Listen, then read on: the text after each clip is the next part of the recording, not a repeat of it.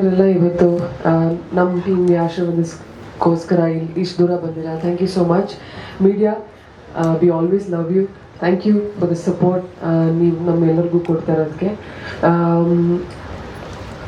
Trailer ನಾನು ನೋಡಿರಲಿಲ್ಲ, cut version ನಾನು ನೋಡಿರಲಿಲ್ಲ.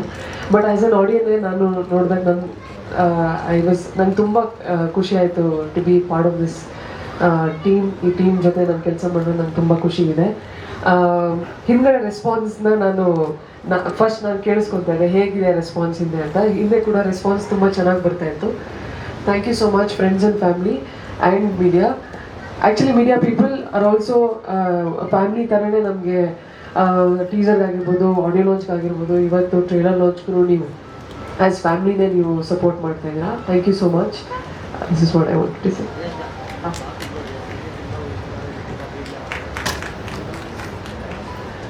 ಹೌದು, ಇದು 3 ಸಿನಿಮಾ ಮಾಡಿದ್ದೀನಿ ಇದ್ರೂ ಸೇರಿ. ಬಟ್ ಇದು ಡಿ ಗ್ಲಾಮರಸ್ ರೋಲ್. ಹೌದು,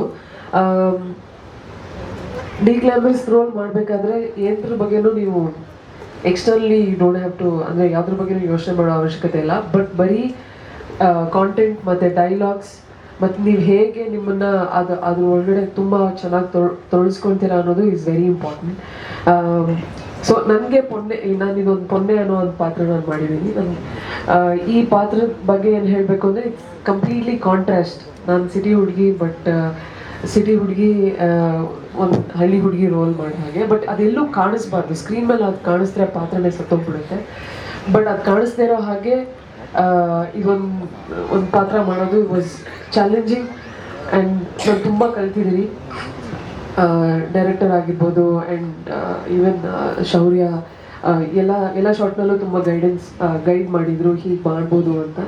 ಆ್ಯಂಡ್ ನನಗೂ ಒಂದು ಲಿಬರ್ಟಿ ಇತ್ತು. ನಾನು ಅಂದರೆ ಡೈರೆಕ್ಟರ್ಸ್ ಅಂದರೆ ಅವ್ರ ಹತ್ರ ಮಾತಾಡೋಕ್ಕೆ ಸ್ವಲ್ಪ ಹಿಂಜರಿಕೆ ಇರುತ್ತೆ. ಬಟ್ ನಾನು ಏನೋ ಸಜೆಸ್ಟ್ ಮಾಡಿದ್ರೆ, ಸರ್ ಈ ಥರ ಹೀಗೆ ಮಾಡಿದ್ರೆ ಓಕೆನಾ, ಹೀಗೆ ಮಾಡಿದ್ರೆ ಓಕೆನಾ ಅಂತ. ಸೊ ಯೂಸ್ ಟು ಆಲ್ವೇಸ್ ಒಂದು ಫ್ರೀ ಹ್ಯಾಂಡ್ ಕೊಡ್ತಾಯಿದ್ರು. ಓಕೆ, ನೀವು ಹೀಗೆ ಮಾಡಿ, ಈ ಥರ ಮಾಡಿ ಅಂತ. ಸೊ ಅವ್ರು ಹೇಳೋದೇ, ಒಂದು ಎಕ್ಸ್ಪ್ಲೈನ್ ಮಾಡೋದೇ ನೀವು ಆ ಪಾತ್ರದ ಒಳಗಡೆ ಹೋಗ್ಬಿಡ್ತೀರಾ. ಅವ್ರು ಯಾವ ಥರ ನಿಮಗೆ ಒಂದು ಸೀನ್ ಟು ಸೀನ್ ಹೇಗೆ ಎಕ್ಸ್ಪ್ಲೈನ್ ಮಾಡ್ತಾರೆ ಅಂದರೆ ನೀವು ಆ ಒಳಗಡೆ ಅಷ್ಟು ಇನ್ವಾಲ್ವ್ಮೆಂಟಲ್ಲಿ ಅವ್ರು ನನಗೆ ಹೇಳಿದಾಗ ನೀವು ಆಲ್ರೆಡಿ ಒಂದು ಪೊನ್ನೆಯಾಗಿ ಆ ಒಂದು ಸಿಚುವೇಶನಲ್ಲಿ ನೀವು ಆ್ಯಕ್ಟ್ ಮಾಡೋಕ್ಕೆ ರೆಡಿ ಆಗಿಬಿಡ್ತೀರಾ. ಸೊ ಆ ಥರ ಒಂದು ಪ್ರಿಪ್ರೇಷನ್ ಇತ್ತು. ಡಿ ಗ್ಲಾಮರಸ್ ಮಾಡೋದಕ್ಕೆ ನಾನು ಒಂದ್ಸತಿನೂ ನಾನು ಯೋಚನೆ ಮಾಡಿಲ್ಲ. ಬಿಕಾಸ್ ಇದು ಆ್ಯಕ್ಟಿಂಗ್ಗೆ ತುಂಬ ಸ್ಕೋಪ್ ಇತ್ತು. ಸೊ ವೈ ನಾಟ್ ಅಂತ ನಾನು ಈ ಪಾತ್ರನ ಮಾಡೋಕ್ಕೆ ಒಪ್ಕೊಂಡೆ. ಇದರಲ್ಲಿ ಸಿನಿಮಾದಲ್ಲಿ ಮೇಡಮ್ ಕೊಡವ ಭಾಷೆ ಅದೊಂದು ಇಲಾಗಿದೆ. ಕುಡು ಬೋಂಡವ ಅಂದರೆ ಊಟ ಮಾಡ್ತೀರಾ ಅಂತ ಇಲ್ಲಿ ಕೊಡ್ಬೇಕು. ಹಾಂ, ಕನ್ನಡನೇ. ಹಾಂ, ಆ ಥರ ಕನ್ನಡ ಮಾತಾಡಿದ್ದೀನಿ. 95% ಕಂಪ್ಲೀಟ್ ಕನ್ನಡ, 5% ಎಲ್ಲಾದರೂ ಕೊಡವ ಇದೆ ಅಷ್ಟೇ. ನೀವು ನಾರ್ಮಲ್ ಸಿನಿಮಾ ಥರ ಹೀರೋಗೆ ಹೀರೋಯಿನ್ ಅಲ್ಲ, ನಿಮ್ಮ ಕ್ಯಾರೆಕ್ಟರ್ ಏನಾದರೂ ವಿಶೇಷತೆ ಇದೆಯಾ?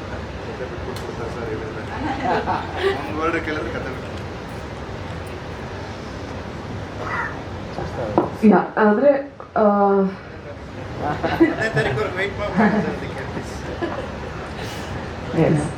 ಬಟ್ ಅಂದರೆ ನಿಮಗೆ ಎಂಗೇಜಿಂಗ್ ಆಗಿದೆ. It's not like any other. ನಾವು ಹೇಗೆ ಒಂದು ರೆಗ್ಯುಲರ್ ಕಮರ್ಷಿಯಲ್ ಫಿಲ್ಮ್ಸ್ ನೋಡ್ತಾ ಇರ್ತೀವಿ, ಅದಕ್ಕಿಂತ ಸ್ವಲ್ಪ ವಿಭಿನ್ನವಾಗಿದೆ. ಅಂದರೆ ಆಡಿಯನ್ಸೇ ಫೈಂಡ್ ಔಟ್ ಮಾಡಬೇಕು ಆ ಲವ್ ಸ್ಟೋರಿನ ಅನ್ನೋದು. I will leave it to the audience. So ಅದನ್ನು ರಿವೀಲ್ ಮಾಡೋ ಹಾಗೆ ಅವ್ರಿಗೆ ಅಭಿನಂದನೆಗಳನ್ನ ಹೇಳಲಿಕ್ಕೆ ಇಷ್ಟಪಡ್ತೀನಿ. Hearty congratulations to you. ಅವರು ತುಂಬ ಚೆನ್ನಾಗಿ ಹೇಳಿದ್ರು. ಆಲ್ ದಿ ಬೆಸ್ಟ್ ಹೇಳ್ತಾರೆ. ಅಂದರೆ ಅರ್ಧ ಪಾಸ್ ಆಗ್ಬಿಟ್ಟಿದ್ರು ಆಲ್ರೆಡಿ ಅಂತ. ಕಂಗ್ರ್ಯಾಚುಲೇಷನ್ಸ್ ಅಂತ. ನಮ್ಮ ಮನೆಗೆ ಬಂದು ಜೊತೆ ನನಗೆ ತೋರಿಸಿದ್ರು, ನೋಡಿ ನಿಮ್ಗೆ ಹೇಗೆ ಅನಿಸುತ್ತೆ ಅಂತ. ನಾನು ಫಸ್ಟು ಟೀಚರ್ ಕೂತ್ಕೊಂಡು ನೋಡ್ತಾ ಮಾತಾಡಿದೆ. ಈ ಸಿನಿಮಾ ಡೈರೆಕ್ಟರ್ ಯಾರು ಅಂದು. ಅದೇ ನಮ್ಮವ್ರೆ ಸೂರ್ಯ ಅಂತಂದರು. ಆಯ್ತಪ್ಪ, ಇದಕ್ಕೆ ಮ್ಯೂಸಿಕ್ ಯಾರು ಕೊಟ್ಟಿರೋದು ಅಂತ ಕೇಳಿದೆ. ಭಾಳ ಚೆನ್ನಾಗಿದೆಯಲ್ಲ ಅಂತ ಇವ್ರದ್ದೇ ಪ್ರಶ್ನೆ. ನಾನೇ ಸಹ ಮಾಡಿರೋದು ಅಂತ ಅವ್ರು ಪ್ರಸಾದ್ ಅವರು. ನಿಮ್ಮ ಸರಿ ಕತೆ ಯಾರ್ದು ಅಂದ. ಕತೆ ನಮ್ಮದೇ ಅಂದರು. ಸರಿ ಸ್ಕ್ರಿಪ್ಟ್ ಯಾರು ಬರ್ದಿರೋದ? ನಾವೇ ಬರ್ಕೊಂಡಿದ್ದು ಅಂದರು.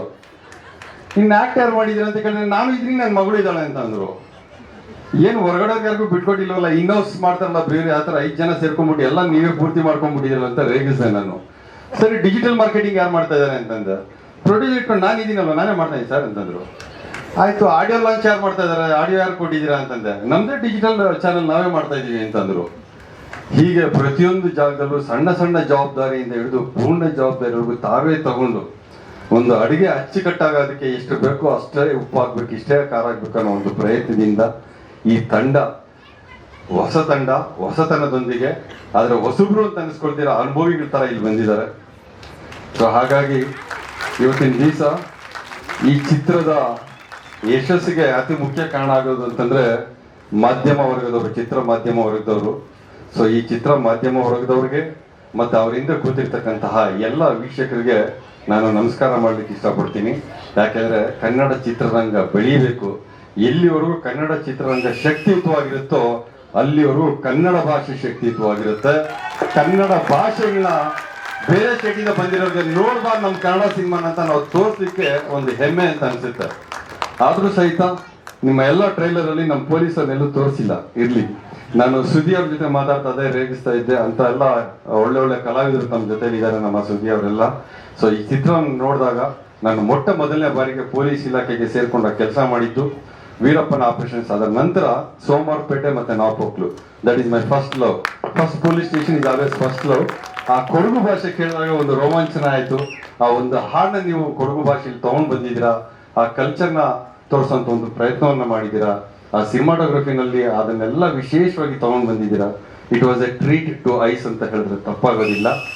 ನಿಮ್ಮ ಈ ಸಿನಿಮಾ ಯಶಸ್ಸು ಮಾಡಿಸುವಂತ ಜವಾಬ್ದಾರಿನ ಎಲ್ಲರೂ ತಗೋತೀರಾ?